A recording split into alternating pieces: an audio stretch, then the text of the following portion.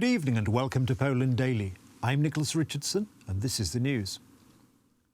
6 civilians were killed in the last 24 hours as a result of Russian attacks on Bakhmut in the Donetsk Oblast.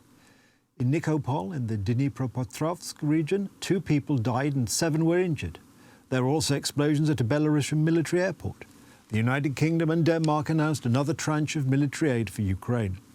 Last night, more targets in Ukraine came under Russian fire. One of the missiles fell on Kramatorsk in the Donetsk Oblast, 20 kilometres from the nearest front line. At around 4 a.m. we heard 2 powerful explosions. We live in the city centre, and these outbursts woke us up. It scares us a lot, but everyone is still doing their job, so we stay in the city and we can't leave now. The missiles also hit civilian targets in the Dnipropetrovsk Oblast in the southeastern part of Ukraine. President Zelensky appealed to the inhabitants of the occupied territories to inform the authorities about enemy forces and people who were helping the Russians. He also stressed that the territories currently occupied would be liberated. A question that plagues absolutely everyone: when will the war end? But this question actually depends directly on the losses of Russia. The greater the losses suffered by the occupier, the sooner we will be able to liberate our country and guarantee security for Ukraine. If the nearly 43,000 dead Russian soldiers do not convince the Russian command that it was necessary to seek a way out of the war, then more fighting and deaths will be needed to convince them. Enemy forces attack dozens of civilian and military targets each day to establish full control in the Luhansk and Donetsk regions. The enemy mobilises all its forces to maintain control in the Luhansk and Donetsk oblasts, to take over the temporarily occupied Kherson and parts of Mykolaiv, Kharkiv and Zaporizhia oblasts, and to create favourable conditions for the resumption of the attack in various directions and blocking transport in the Black Sea. The threat of missile attacks on military and critical infrastructure facilities in Ukraine is still real. The Russians, however, cannot feel unpunished. Tonight, explosions were also observed at the Belarusian military airport from which the Russians attacked Ukraine. It is not known, however, whether the explosions were related to the military exercises of the Russian and Belarusian armies. At least 8 explosions in the Homiel region near the border with Ukraine. According to witnesses, the explosions took place near the Ziabrauka airfield. Russian military aircraft are often stationed there. A fire broke out in barracks in the suburbs of Moscow. The fire spread over an area of 1,000 square metres. The buildings housed conscripts and soldiers from the 4th Brigade of Air Defence Troops, who were all evacuated. Since the 24th of February, the occupiers have deported up to 1.5 million Ukrainian citizens who need consular assistance to Russia. The government in Kiev has not maintained diplomatic relations with Russia since the first day of the war. Ukraine has asked Switzerland to represent it in Russia throughout its network of diplomatic missions. Bern would also represent Moscow's interests in Ukraine. The Kremlin strongly rejects this possibility. Unfortunately, Switzerland has lost its status of a neutral state and cannot act as a mediator or representative of our interests. It is known that Bern acceded to the illegal sanctions of the West against Russia. It supports the anti-national Nazi regime in Kiev and participates in an aggressive Russophobic campaign organised by the West and Ukraine. Switzerland is already an intermediary in diplomatic and consular contacts between Russia and Georgia. Moscow and Tbilisi broke off bilateral relations after the war in 2008. 85 years ago, on the 11th of August 1937, the head of the People's Commissariat for Internal Affairs, or the NKVD, Nikolai Yezhov, issued Order number 00485, ordering the complete liquidation of Polish spy networks. It was a signal to start the Polish operation, a gigantic extermination action, the victims of which were approximately 100,000 Poles in the former Polish borderlands. After the partitions of the First Polish Republic and as a result of deportations, there were many Poles in the east. In former Russia, the Bolsheviks seized power and began to introduce new orders. Poles rebelled against collectivization and atheism. Even the deportees, despite being enslaved people, in Siberia were considered free people. There was something in the Poles that emanated that very spirit of freedom.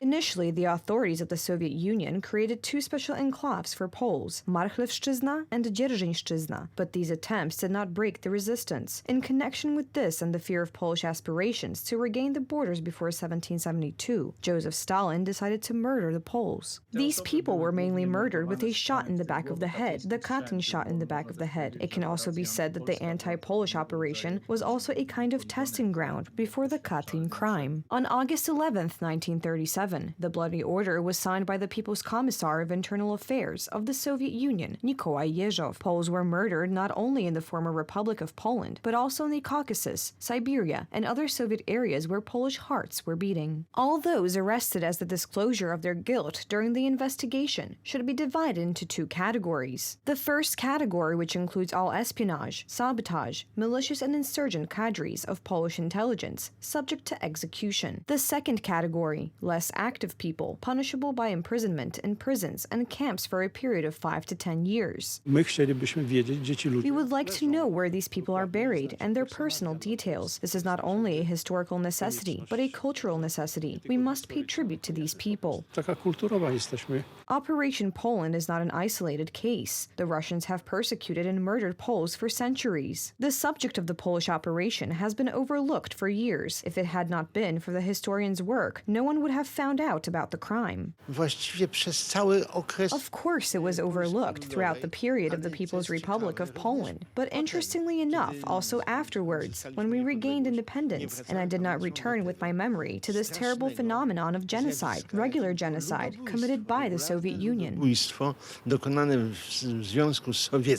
Operation Poland, led by the NKVD, went hand in hand with the Stalinist Great Purge. In the years 1937 to 1938, the Soviets murdered over 111,000 Poles. Nearly 30,000 Poles were sent to labor camps. Historians recall that this data may be underestimated.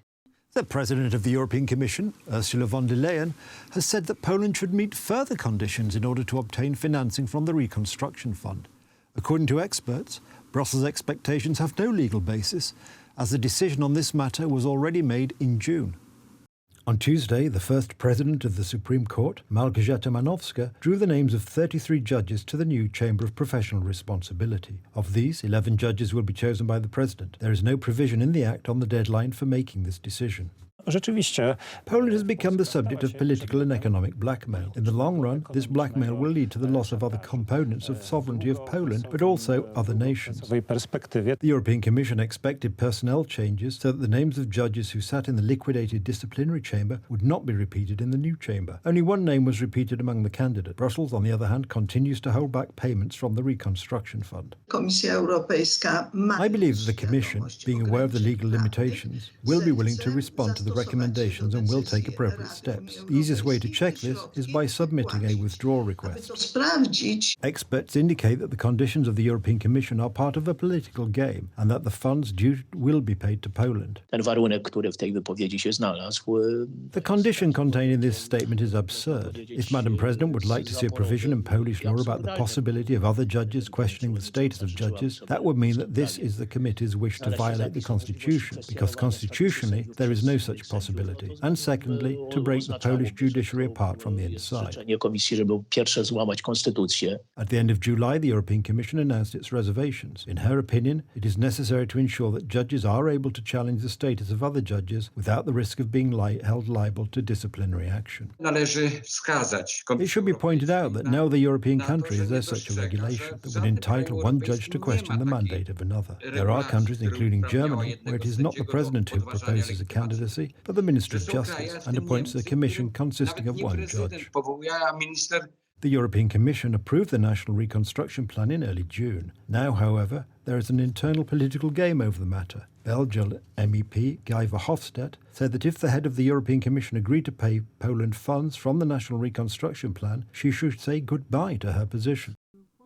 Earlier today, the Polish Fishermen's Association reported that over 3 tons of dead fish have been hauled out of the River Oder as water company officials warned people against entering the river, and the Polish government pledged to investigate possible contamination. We received the results of those water quality tests on August 3rd, and in the meantime we have already observed many dead fish. We observed the largest one in the channel in the city of Oława, about a 2-kilometer-long channel, where we collected 3 tons and 100 kilograms of dead fish of various sizes and species. A video published by local media showed groups of firefighters clearing the Oława channel from the dead fish floating in the river. Officials at State Water Holding, which manages Polish national waters, said yesterday that about 5 tons of dead fish in total were removed from the town of Oława in southwest Poland.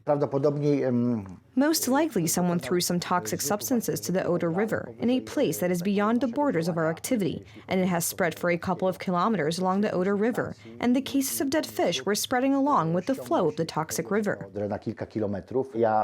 In my career as a head of the Fishermen Association since 2019, I have never seen the amount of dead fish on such a scale. We appealed to our fishermen to not take the dead fish home to consume until the cause of contamination is solved. Environmental protection authorities said that they had notified prosecutors about potential contamination of the river, the country's second longest, which flows along part of Poland's border with Germany. Polish government officials are due to visit Oława later on Thursday. Prime Minister Mateusz Morawiecki said any contamination was scandalous and vowed to punish those responsible. Ewa Drewniak, a biologist working with the opposition group Civic Coalition, reported today that dead fish can now be found some 300 kilometers north of Oława, where the Oder flows along the German border, and accused the government of not responding quickly enough. Low river levels due to the drought in Europe might have aggravated possible contamination, the head of State Water Holding, Przemysław Daca, said yesterday. He added they suspected a strong oxidizing agent that might have got into the water, causing the oxygen levels to rise sharply, which can harm fish. That's the news. Thank you for watching. Stay with us for the weather, Poland Daily Business and more programmes. But from me, it's have a good night and a better tomorrow.